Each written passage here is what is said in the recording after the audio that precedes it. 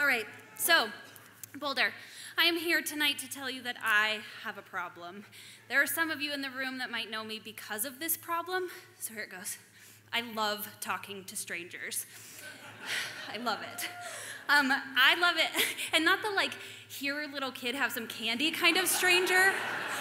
I'm talking about the strangers that we have experiences with, but don't talk to every single day, like waiting in line for coffee or riding the bus. I love talking to strangers so much that my husband actually puts a time limit on our grocery store trips because I will have talked to everyone by the time we're out of there if he doesn't. Cashiers, deli, other shoppers, it simply doesn't matter. I'll talk to everyone. Literally everyone. So as kids, we're taught that talking to strangers is bad, that it's dangerous, that they might entice us with candy or puppies, but we should say no. But for all of you adults out there tonight, I challenge this notion that strangers are bad and that talking to them is a problem. Thank you. Anthropologist Robin Dunbar guesses that the reason humans have such large brains in comparison to our body size is to socialize. We've actually evolved to form social groups. And psychologists have found that there's a network in our brain that lights up as our default mode when we're not solving analytical problems. And that's the same system that lights up when we're being social. Social is our default mode. And sure, there are certain people you shouldn't talk to, probably. But the majority of people are awesome, and they just want to connect with someone. Yeah, soak that in, people. Even if just for a moment. But talking to your family and friends is great, but we should try for interpersonal connections beyond that. We should talk to those that are unfamiliar, and that's beneficial to us for multiple reasons.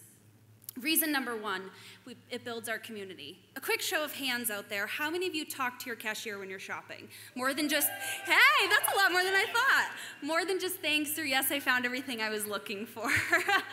That's way more than I thought it was gonna be. So this is James. James is my cashier at my grocery store, and I'm sure some of you recognize him, but what most of you don't probably know is that James has an amazing story. Like, he's from Sudan, and he's going to grad school to give back to his community. I know this about James because I asked. I extended my community.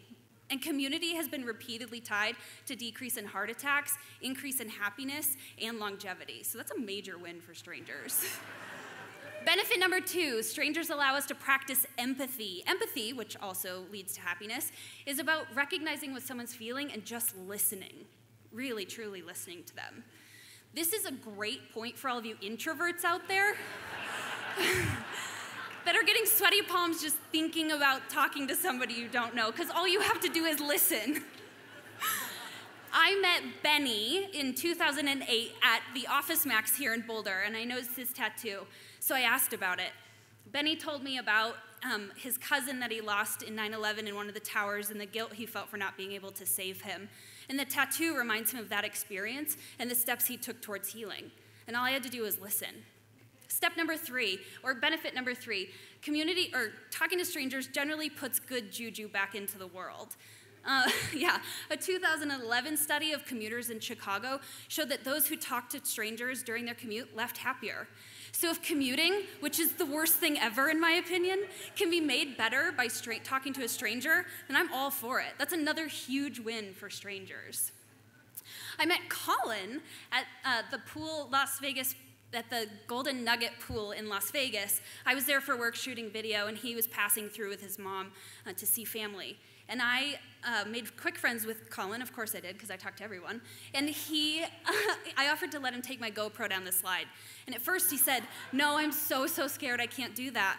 But eventually I coaxed Colin to go down, and I've never seen a happier kid. He was amped. He went down that slide like 100 more times after that. But more importantly, we both left the interaction really excited. So the next time you're standing in line or waiting for the bus, talk to someone around you. Put yourself out there. All it starts with is a question. Try to make it personal. Maybe not too personal. And try it out. You never know what you're gonna find with some strangers. You may fall in love, or meet a new friend, or hear an awesome story. And if the first person you talk to isn't ready to reciprocate, try again. There are a ton of strangers out there.